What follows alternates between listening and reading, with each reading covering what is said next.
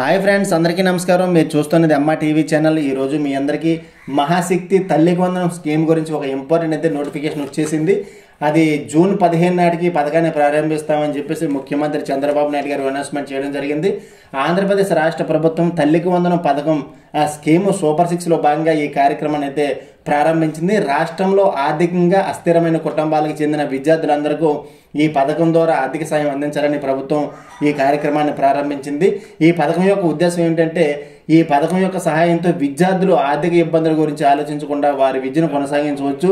అలాగే ఆంధ్రప్రదేశ్లో 1వ తరగతి నుండి 12వ తరగతి వరకు చదువుతున్న విద్యార్థులందరికీ తల్లికి వందనం పథకం అర్హులుగా చెబుతోంది. ఈ పథకం కింద ఎంపికైన విద్యార్థులకు ప్రభుత్వం ప్రతి ఏటా 15,000 రూపాయలు ఆర్థిక సహాయం అందిస్తుంది. అలాగే ఎంపిక చేసుకున్న ఖాతాదారుడు బ్యాంకు ఖాతాకి నేరుగా బదిలీ చేయబడుతుంది. ఇక్కడ ఒక విషయాన్ని అయితే మెన్షన్ చేయడం జరిగింది. దరఖాస్తుదారుడు ఎవరైతే ఉంటారో వారు తప్పనిసరిగా ఆంధ్రప్రదేశ్ రాష్ట్రంలో శాశ్వత నివాసి అయి ఉండాలి.